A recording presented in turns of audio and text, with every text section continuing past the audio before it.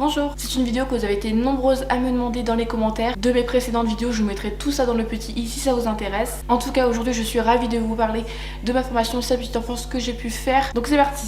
Le lieu déjà où j'ai passé ma formation Sa Petite Enfance, ça a été à l'AREP en Bretagne, tout simplement parce que j'habitais avant en Bretagne avec mes parents. Et l'AREP justement était juste à côté de mon ancien lycée où j'avais passé mes 3 années à faire mon bac pro SAPAT, donc service à la personne et au territoire, que vous pouvez retrouver la petite vidéo juste ici si ça vous intéresse. Le prix de la formation était de 1499 €. Je trouve que c'est assez onéreux dans le sens où moi j'avais que 2 étapes à passer sur 4. Pourquoi j'avais que 2 étapes? Parce que les 2 autres je les avais passées durant mon BEPA, brevet d'études professionnelles agricoles, que vous pouvez retrouver dans cette vidéo ici. D'ailleurs merci papa et maman d'avoir payé la formation. Vous avez notamment des heures à faire en formation et en entreprise. J'ai effectué 210 heures en formation, c'est-à-dire à l'école, sous forme d'école entre guillemets, et 455 heures en entreprise, ça veut dire en multi-accueil, en crèche, en micro-crèche et en école maternelle. J'ai commencé le début de ma formation le 21 septembre 2017 et il s'est achevé le 20 avril 2018. Donc en gros j'ai fait 7 mois de formation pour le CAP Petite Enfance. Je trouve que c'est pas beaucoup, mais franchement en 7 mois on peut tout voir. Alors qui peut faire cette formation? Eh bien tout le monde, hommes et femmes y compris. Si vous avez plus de 18 ans, vous pouvez le faire. Si vous avez moins de 18 ans, vous pouvez pas. Donc admettons, si vous sortez du collège et que vous n'avez pas encore 18 ans, je vous conseille de faire un bac pro SAPAT, service à la personne et au territoire. Vous pouvez retrouver la petite vidéo juste ici, qui justement pourra vous aider à acquérir plus d'expérience. Ensuite vous aurez 18 ans et vous pourrez ensuite enchaîner sur un SAPAT Petite Enfance. Il y a aussi le bac pro ASSP, c'est un petit peu la même chose que le bac pro SAPAT, mais je ne sais pas quelles sont les différences entre elles. Si jamais vous savez, n'hésitez pas à me les écrire dans les commentaires. Est-ce que ce sont des profs que l'on a durant la formation? Eh bien non, en fait ce sont des formatrices qui nous forment justement au SAPAT Petite Enfance. Moi par exemple j'en avais 3, une pour le tronc commun que je vous expliquerai plus tard, une pour la biologie et une autre pour le PSE, prévention santé environnement, que je vais vous expliquer juste après. Franchement avec ces 3 formatrices c'était super top.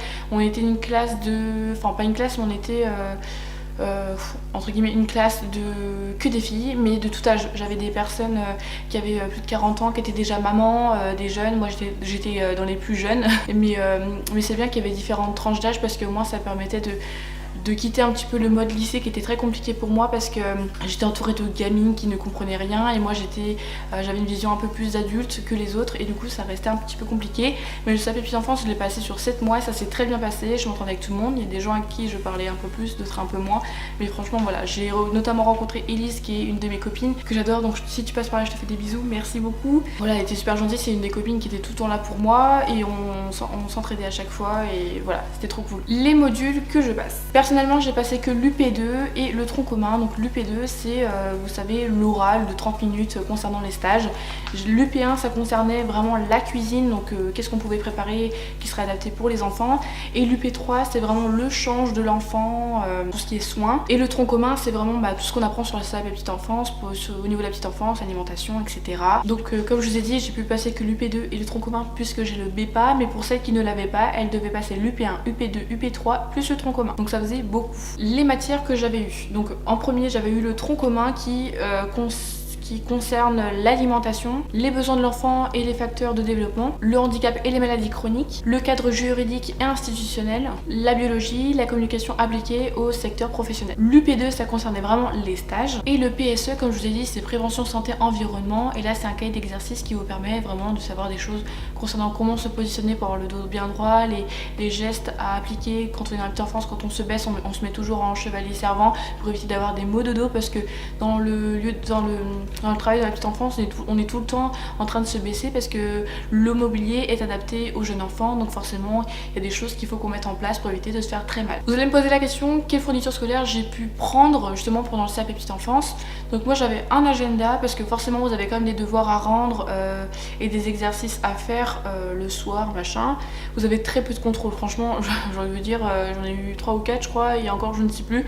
Enfin bref, donc il m'a fallu un agenda pour tout noter, quand on avait les orales blancs, les oraux, bref, un agenda c'est très bien. Une trousse avec des crayons, voilà, vous prenez juste ça, c'est très bien. J'avais un gros classeur aussi pour le tronc commun, donc tout ce que je vous ai énoncé, tout sur l'alimentation, les facteurs de l'enfant, enfin bref, le développement, etc.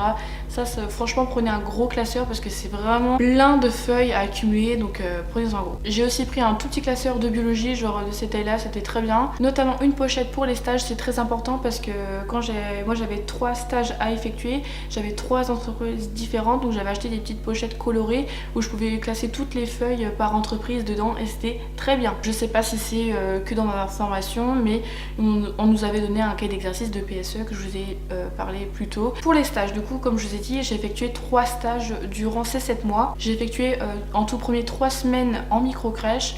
Je connaissais déjà le personnel parce que justement je voulais retourner dans une micro-crèche, enfin dans un établissement où je connaissais déjà du monde parce que ça me permettait d'avoir un peu plus confiance en moi. C'était très dur les années précédentes parce que j'avais pas confiance en moi, j'étais très timide et justement le fait d'avoir fait des stages, mon Dieu, ça m'a aidé à avoir plus confiance en moi, d'aller plus vers les autres.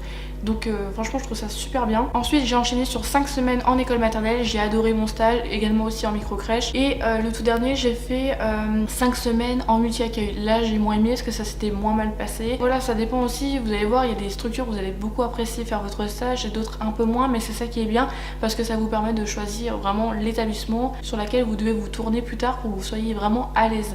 Moi je sais que les micro-crèches j'aime bien parce qu'on n'a que 10 enfants par jour maximum et ça nous permet vraiment de voir tous les enfants, d'être un peu plus avec eux, tandis que quand on est en multi-accueil on a une capacité de place de 30 enfants. Ça dépend des établissements, ça dépend des grandes villes aussi, mais à Paris je pense que ça peut monter jusqu'à plus de 90 enfants par jour, donc vous voyez c'est un petit peu énorme. Et je vous avoue que ayant travaillé en multi-accueil et en crèche, en grande crèche, c'est l'usine à bébé, hein. Je vous le dis tout de suite, hein, c'est l'usine à bébé. Alors, en micro-crèche vous avez plus le temps, c'est plus familial, cocooning, donc voilà, c'est à vous de voir. Et l'école maternelle, bah vous êtes ATSEM, donc vous êtes une personne pour 30 enfants à peu près, c'est chaud mais ça peut le faire. J'ai eu la chance aussi de passer ma formation de PSC1 qui est prévention sécurité civile de niveau 1 et ça c'est trop bien si jamais c'est en fait en gros des gestes de premier secours que vous pouvez effectuer si jamais il y a un enfant qui tombe, qui fait un malaise, qui ne respire plus, enfin bref, vous pouvez être amené à faire des gestes comme ça. Moi je vous avoue que du fait que je ne le pratique pas, eh ben j'ai peur de perdre et de ne pas savoir comment réagir.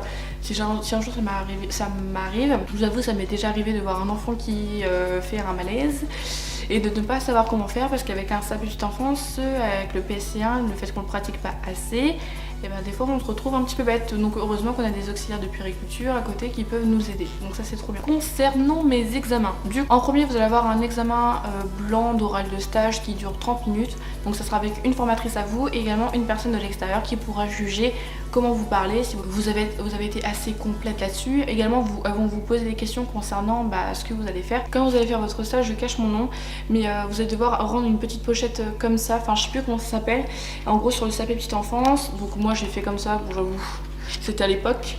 Et bref, en gros vous allez devoir choisir un stage et mettre en place une activité concernant l'autonomie de l'enfant et une activité loisir en fait. Alors, en gros du coup quand vous ferez des stages, les entreprises elles écriront sur une feuille combien d'heures vous avez fait, ce que vous avez été amené à faire pendant le stage, etc. Et voilà, vous pouvez mettre des photos de l'entreprise, etc. Par contre, il faut toujours demander à la directrice ou le directeur, bien sûr. Ensuite, ça sera à vous d'envoyer votre dossier au centre de formation où vous passerez votre oral de stage. Et là, ce sera vraiment l'examen final. Ensuite, j'ai passé mon examen d'écrit prévention santé environnement, donc le PSE, pendant 1 heure. Donc, vous êtes face tout seul, comme si vous passiez le bac, en gros. Voilà, c'est tout simple. Vous êtes avec plein de personnes qui passent sa petite enfance. Ils vont vous mettre, par exemple, Jules, 4 ans, tombe. Par exemple, sa petite sœur à côté, qui c'est que vous allez voir en premier, les gestes de premier secours, enfin vous avez plein de choses concernant ça, donc on va tout vous expliquer. Quand vous avez passé le SAP petite enfance, vous inquiétez pas. Donc là je peux pas vous donner plus d'exemples parce que je m'en souviens plus, ça fait déjà des années que c'est passé. Ensuite vous avez l'oral de rapport de stage qui dure 30 minutes, c'est comme l'examen blanc. Pareil, là vous allez être avec des personnes vraiment extérieures, différentes, que vous avez jamais vues. Donc moi franchement j'ai galéré, j'ai paniqué parce que j'avais tout oublié. Je ne savais pas quoi répondre. C'était des questions que j'avais reçues qui étaient très complexes, dignes d'une auxiliaire de puériculture, voire puéricultrice, et je ne savais pas quoi répondre en fait. Je me suis dit, je sais pas. Et j'ai quand même réussi à avoir mon SAP petite enfance, donc je l'ai obtenu le 5 juillet 2018, mais en soi, les questions étaient très dures. Après, Je ne vous dis pas que ça sera la même chose pour vous parce que j'ai des copines qui l'ont passé en même temps que moi et elles n'ont pas reçu ce genre de questions. Donc, et pourtant ça s'est très bien passé pour elles. Moi il y a certaines choses où j'étais plus à l'aise vers telle question et d'autres un peu moins. C'est normal en fait parce qu'on peut pas tout apprendre, tout comprendre. Je vais vous parler d'une petite chose concernant le CAP Petite Enfance. Une fois que vous l'avez obtenu, vous pouvez travailler n'importe où, c'est-à-dire en micro-crèche, en multi-accueil, en crèche, en grande crèche. Par contre maintenant si vous voulez travailler en école maternelle, je sais que ça dépend des régions. Je sais qu'en Bretagne j'ai des copines qui n'ont pas le concours d'ATSEM mais qui peuvent quand même effectuer le poste d'ATSEM, tandis que moi en Normandie je ne peux pas parce qu'il me faut le concours d'ATSEM. Donc ça dépend vraiment des régions. Sachez qu'avec un CAP Petite Enfance c'est très dur de trouver du travail dans la petite enfance parce que généralement quand vous regardez s'il y a des postes à pourvoir à travailler dans les crèches, généralement ils réclament plus souvent des auxiliaires de puériculture et c'est dommage parce que nous-mêmes avec un CAP Petite Enfance on peut et on fait à peu près les mêmes tâches qu'une auxiliaire de puériculture. Il y a certaines choses qu'il faudrait que ça soit revu et également pareil au niveau du salaire, il y a des trucs qui vont pas, on est vraiment payé au SMIC et c'est dommage parce qu'on fait vraiment des choses diverses, c'est-à-dire que avec le CAP Petite Enfance on peut gérer l'alimentation des enfants, donc faire les repas, également on fait des activités, on fait du change. En micro-crèche j'ai envie de vous dire c'est complètement différent d'une grande crèche, c'est-à-dire qu'en micro-crèche vous pouvez tout faire en fait, l'alimentation, activité, les soins, tandis qu'en grande crèche quand il s'agit de faire des soins par exemple, il y avait mettre de la crème sur le siège de l'enfant, ça je ne pouvais pas, il fallait que je demande à une auxiliaire de puériculture et ou une puéricultrice. Et c'est dommage parce que je sais quel type de crème il faut adapter selon le siège de l'enfant, si la peau est sèche, si la peau est irritée, enfin c'est trop dommage parce que ça c'est des choses que j'ai apprises lors de mes expériences, on ne nous laisse pas le choix. C'est pour ça que je préfère plus la micro-crèche parce que on peut le faire, je peux donner du Doliprane, tandis que si je vais en grande crèche, et ben je ne pourrais pas, ce soit une auxiliaire de puériculture, soit une puéricultrice. Donc voilà. Voilà à peu près les petites choses concernant ça, mais si vous voulez une vidéo concernant voilà, les différentes structures dans la petite enfance, n'hésitez pas à m'écrire dans les commentaires, comme ça je vous dirai les petits points différents des structures. Voilà, j'arrête de parler. N'hésitez pas à m'écrire dans les commentaires si vous avez des questions concernant le CAP Petite Enfance. Je me ferai un plaisir de vous répondre dans les commentaires. Également si vous avez des idées de vidéos à faire concernant le CAP Petite Enfance, par exemple sur mes stages, comment ça s'est passé. Vous avez des idées particulières sur le CAP Petite Enfance. Franchement, n'hésitez pas, mettez-moi ça dans les commentaires. Je me ferai un plaisir de vous filmer tout ça en tout cas. Puis si vous avez votre expérience dans le CAP Petite Enfance ou bref, maintenant où est-ce que vous travaillez dans la petite enfance, en crèche, j'en sais rien. Écrivez-moi tout dans les commentaires, ça me ferait plaisir d'échanger avec vous, même si vous avez des petits conseils, bref. En tout cas, moi, sachez que je m'arrêterai pas sur le CAP Petite Enfance. Au début, plus jeune, je voulais pas faire auxiliaire de puéricultrice, mais finalement ça m'intéresse plutôt bien, donc je pense que je le ferai. Et également j'enchaînerai sur éducatrice de jeunes enfants parce que mon souhait plus tard c'est de vraiment gérer ma propre structure et d'être directrice d'établissement. Voilà, c'est tout. Maintenant on verra par la suite parce que pour l'instant les écoles valent super cher, donc je pense que je me tournerai vers une VAE, mais j'attends d'acquérir un peu plus d'expérience. Merci de m'avoir regardé, je vous retrouve très vite dans une prochaine vidéo, je vous fais des bisous.